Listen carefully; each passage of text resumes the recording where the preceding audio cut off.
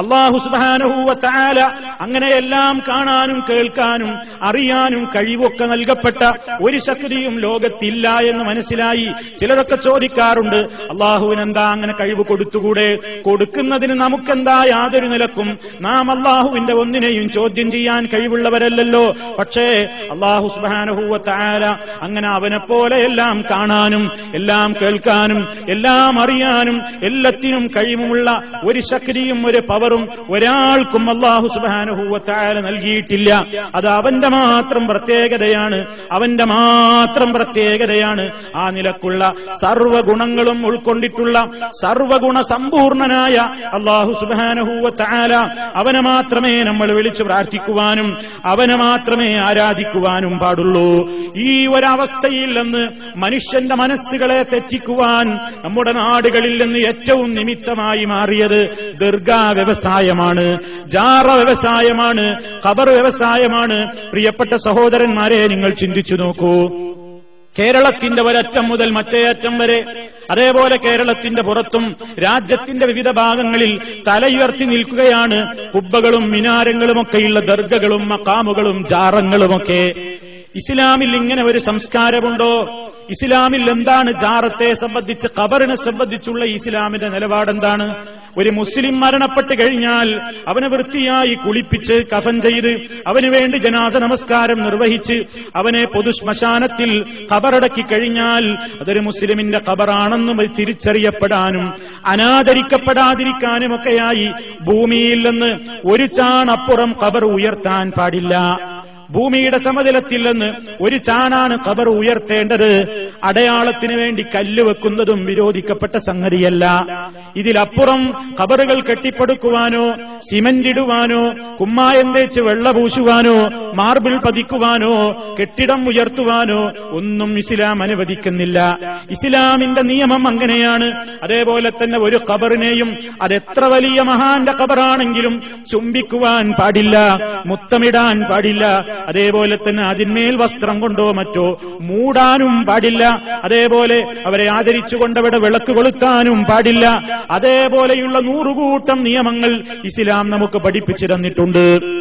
ഇതാണ് ഇസ്ലാമിന്റെ പ്രവാചകൻ സല്ലല്ലാഹു അലൈഹി വസല്ലമിന്റെ മാതൃകയതാണ്.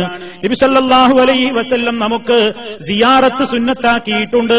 സിയാറത്തിന്റെ മറവിലാണ് സർവ്വതോന്യാസങ്ങളും പല സുഹൃത്തുക്കളും ചെയ്തുകൊണ്ടിരിക്കുന്നത്. നബി സല്ലല്ലാഹു അലൈഹി വസല്ലം നമ്മളോട് ഖബർ സന്ദർശിക്കുന്നത് വിലക്കിയിട്ടില്ല. ഖബറുകളെ നമുക്ക് സന്ദർശിക്കാവുന്നതാണ്. ആ സന്ദർശനം കൊണ്ട് നമുക്ക് നേട്ടമുണ്ട്. അതെന്താണ്? നമുക്ക് മരണത്തെ കുറിച്ചുള്ള ചിന്തയുണ്ടാകും.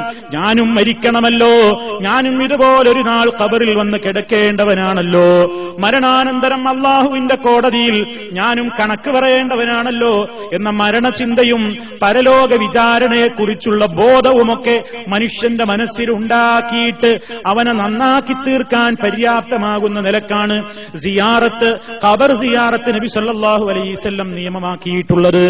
അതേപോലെ തന്നെ ഖബറിൽ കിടക്കുന്ന വ്യക്തിക്ക് വേണ്ടി അല്ലാഹുവിനോട് നാം പ്രാർത്ഥിച്ച് ആ പ്രാർത്ഥനയെ അല്ലാഹു സ്വീകരിക്കുകയാണെങ്കിൽ ആ സഹോദരനും അതുകൊണ്ട് പ്രയോജനം ലഭിക്കുമല്ലോ.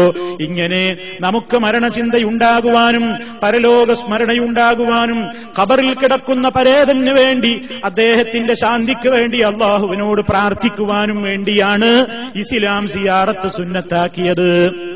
ഇസ്ലാം സിയാറത്ത് ശറഅാക്കിയത് അതിനു വേണ്ടിയാണ്.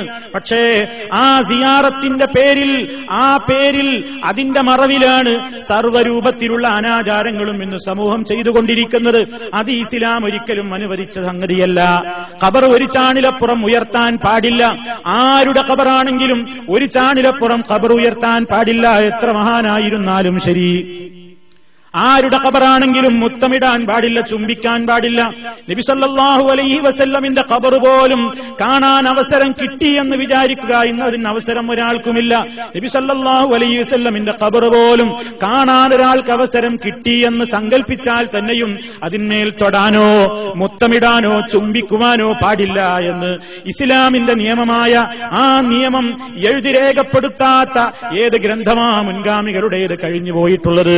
അപ്പൊ സഹോദരന്മാരെ, അല്ലാഹുവല്ലാത്തവരെ വിളിച്ചു പ്രാർത്ഥിക്കുവാൻ വേണ്ടിയാണ് ഈ ജാറങ്ങളിലേക്ക്, ഖബറുകളിന്റെ സമീപത്തേക്ക് ആളുകൾ സിയാറത്ത് എന്ന ഓമന പേരിട്ടുകൊണ്ട് സ്ത്രീ പുരുഷ വ്യത്യാസമില്ലാതെ ഒഴുകിക്കൊണ്ടിരിക്കുന്നത്.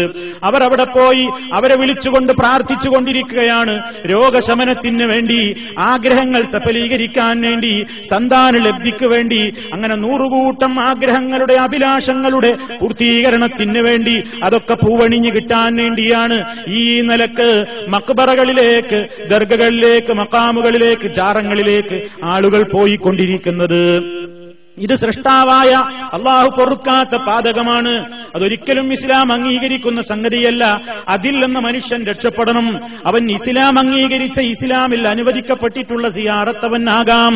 ഇസ്ലാം അനുവദിച്ച സിയാറത്തിന്റെ മറവിൽ ഇസ്ലാം വിരോധിച്ചിട്ടുള്ള സംഗതികൾ ചെയ്യുന്നു ആളുകൾ. അത് പാടില്ല, അത് തെറ്റാണ്. നബി സല്ലല്ലാഹു അലൈഹി വസല്ലമിന്റെ കാലഘട്ടത്തിൽ ഒരു ഖബറും അവിടുന്ന് ഉയർത്തിയിട്ടില്ല, കെട്ടിപ്പടുത്തിട്ടില്ല, സിമന്റ് തേച്ചിട്ടില്ല, കുമ്മായമിട്ടിട്ടില്ല. ഒരു ഖബറിന്മേലും അവിടുന്ന് സുഗന്ധമൊഴിച്ചിട്ടില്ല. ഒരു ഖബറിന്മേലും അവിടുന്ന് വസ്ത്രം കൊണ്ട് മൂടിയിട്ടില്ല. ഒരു ഖബറിന്റെ സമീപത്തും നബി സല്ലല്ലാഹു അലൈഹി വസല്ലമോ സഹാബത്തോ വിളക്ക് കൊളുത്തിയിട്ടില്ല. ഒരു ഖബറാളിയോടും പ്രവാചകനോ സഹാബിമാരോ വിളിച്ചു പ്രാർത്ഥിച്ചിട്ടുമില്ല. ഒരു ഖബറാളിയോടും വിളിച്ച് സഹായം തേടിയിട്ടുമില്ല. ഇതാണ് ഇസ്ലാമിന്റെ നിയമം. ആ പാരമ്പര്യത്തിലേക്ക് നമ്മൾ തിരിച്ചു വരണം.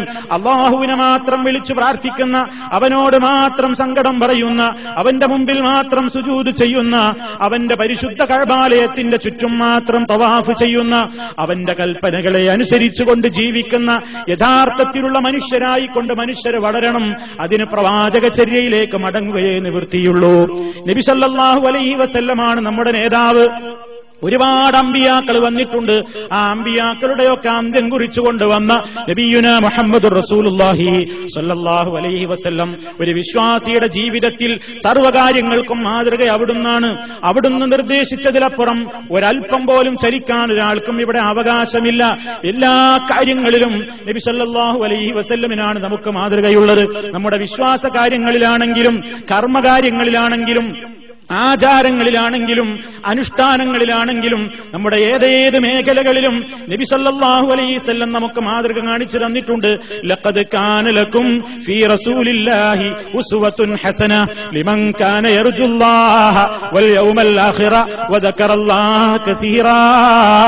അല്ലാഹു സുബ്ഹാനഹു വ തആല പറയുന്നു, അല്ലാഹുവിന്റെ ദൂതനിൽ നിങ്ങൾക്ക് ഉത്തമമായ മാതൃകയുണ്ട്. അല്ലാഹുവിനെ ആശിക്കുന്നവർക്ക്, പരലോകത്തെ ആശിക്കുന്നവർക്ക്, അല്ലാഹുവിനെ ധാരാളമായി ഓർത്തുകൊണ്ടിരിക്കുന്ന ആളുകൾക്ക് ഏറ്റവും നല്ല മാതൃക നബി സല്ലല്ലാഹു അലൈഹി വസല്ലമിലുണ്ട്. അവിടുത്തെ മാതൃക ഒഴിവാക്കിക്കൊണ്ട് മറ്റു പലരുടെയും നിയമങ്ങളിലേക്ക് ആളുകൾ പോകുമ്പോഴാണ് മനുഷ്യന് അസ്വസ്ഥതകൾ ഉണ്ടാകുന്നത്. അതുകൊണ്ട് വളരെ കൃത്യമായി നാം മനസ്സിലാക്കുക, ജീവിതത്തിന്റെ എല്ലാ പ്രശ്നങ്ങളിലും നമുക്ക് മാതൃക അവിടുന്നാണ്. അവിടുന്ന് വിരോധിച്ചതൊന്നും നാം ചെയ്യരുത്. അവിടുന്ന് കൽപ്പിച്ചതെല്ലാം കഴിവിന്റെ പരമാവധി ചെയ്യണം. വമാ ആതാകുമുർ റസൂലു ഫഖുദൂഹു വമാ നഹാകും അൻഹു ഫന്തഹൂ. ആ പ്രവാചകൻ നിങ്ങൾക്ക് എന്തൊന്നു കൊണ്ടുവന്നുവോ അത് നിങ്ങൾ സ്വീകരിക്കുവീൻ. അവിടുന്ന് നിങ്ങളോട് വിരോധിച്ചതിൽ നിന്ന് നിങ്ങൾ വിട്ടുനിൽക്കുകയും ചെയ്യുവീൻ. വിശുദ്ധ ഖുർആനിന്റെ ആ കൽപ്പന എല്ലാ മേഖലകളിലേക്കും ബാധകമാണ്. ശിർക്കിന്റെ രംഗത്തും ബിദ്അത്തിന്റെ രംഗത്തും, അതേപോലെ ഏതെല്ലാം ജീർണതകളിൽ, ദൂഷ്യങ്ങളിൽ മനുഷ്യൻ ചെന്നുപോയിട്ടുണ്ടോ, പെട്ടിട്ടുണ്ടോ, അവയിൽ നിന്നെല്ലാം മോചനം നേടാൻ ആവശ്യമായതെന്തും മഹാനായ നബി സല്ലല്ലാഹു അലൈഹി വസല്ലം നമുക്ക് പഠിപ്പിച്ചു തന്നിട്ടുണ്ട്. അവിടുന്ന് പഠിപ്പിച്ചിരുന്ന കാര്യങ്ങളൊക്കെ ജീവിതത്തിൽ നാം പകർത്തുന്നു. അത് നബി സല്ലല്ലാഹു അലൈഹി വസല്ലമിനോടുള്ള സ്നേഹമാണ്. ആ സ്നേഹത്തിലൂടെ നാം സ്നേഹിക്കുന്നത് അല്ലാഹുവിനെയാണ്. അതാണ് അല്ലാഹു പറയുന്നത്, ഖുൽ നബിയേ പറയൂ, ഇൻ കുൻതും തുഹിബ്ബൂനല്ലാഹ ഫത്തബിഊനി യുഹ്ബിബുകുമുല്ലാഹ്. നിങ്ങൾ അല്ലാഹുവിനെ സ്നേഹിക്കുന്നുവെങ്കിൽ, നിങ്ങൾ അല്ലാഹുവിനെ ഇഷ്ടപ്പെടുന്നുവെങ്കിൽ നിങ്ങൾ എന്നെ പിൻപറ്റൂ. നബി സല്ലല്ലാഹു അലൈഹി വസല്ലം പറയുന്നു, അല്ലാഹുവിനെ നമുക്ക് സ്നേഹമുണ്ടെങ്കിൽ നാം നബി സല്ലല്ലാഹു അലൈഹി വസല്ലമിനെ പിൻപറ്റിക്കൊണ്ടാണ് ജീവിക്കേണ്ടത്. അപ്പോൾ അല്ലാഹു നിങ്ങളെ സ്നേഹിക്കുന്നതാണ്. നിങ്ങളിൽ മനുഷ്യസഹജമായ തെറ്റുകൾ വന്നിട്ടുള്ളത് വയഗ്ഫിർ ലക്കും ദുനൂബക്കും, നിങ്ങളുടെ പാപങ്ങളെ അവൻ പുറത്തു തരികയും ചെയ്യുന്നതാണ്. അങ്ങനെ ജീവിതത്തിന്റെ നമ്മുടെ എല്ലാ മേഖലകളിലും മഹാനായ നമ്മുടെ നേതാവ് മുഹമ്മദുർ റസൂലുള്ളാഹി സ്വല്ലല്ലാഹു അലൈഹി വസല്ലമിന്റെ പാതയാണ് പിൻപറ്റേണ്ടത്. അവിടുത്തെ പേര് കേൾക്കുമ്പോൾ നാം അവിടുത്തേക്ക് വേണ്ടി സ്വലാത്തിനെ ചോദിക്കുന്നു. ഏറ്റവും പുണ്യമുള്ള ഒരു സംഗതിയാണത്. നബി സല്ലല്ലാഹു അലൈഹി വസല്ലമിന്റെ പേര് കേൾക്കുമ്പോ, അവിടുത്തെ പേര് എഴുതുമ്പോ, അവിടുത്തെ പറ്റി പരാമർശിക്കപ്പെടുമ്പോ സല്ലല്ലാഹു അലൈഹി വസല്ലം അവിടുത്തേക്ക് വേണ്ടി അള്ളാഹുവിനോട് നാം സ്വലാത്തിനെ ചോദിക്കുന്നു. ഒരു തവണ നബി സല്ലല്ലാഹു അലൈഹി വസല്ലമിന് വേണ്ടി സ്വലാത്തിനെ ചോദിച്ചാൽ അള്ളാഹു നമുക്ക് 10 ഗുണം ചെയ്തു തരുമെന്ന് പരിശുദ്ധ ഖുർആനിന്റെ ആയത്തുകളുടെ വെളിച്ചത്തിൽ മഹാനായ നബി സല്ലല്ലാഹു അലൈഹി വസല്ലം തന്നെ നമുക്ക് പഠിപ്പിച്ചിരുന്നതാണ്. അങ്ങനെ ജീവിതത്തിന്റെ എല്ലാ രംഗങ്ങളിലും നമുക്ക് മാതൃകയായ നമ്മുടെ മുത്തുനേതാവ് നബി സല്ലല്ലാഹു അലൈഹി വസല്ലം, അവിടുത്തോടുള്ള സ്നേഹമാണ് നമ്മുടെ ജീവിതത്തിൽ നിഴലിച്ച് കാണേണ്ടത്. അവിടുത്തോടുള്ള സ്നേഹം എന്ന് പറയുന്നത് കേവലം വാക്കുകളിൽ ഒതുക്കേണ്ടതല്ല. അവിടുന്ന് കൽപ്പിച്ചതെല്ലാം ചെയ്യുക, വിരോധിച്ചതെല്ലാം വർജിക്കുക.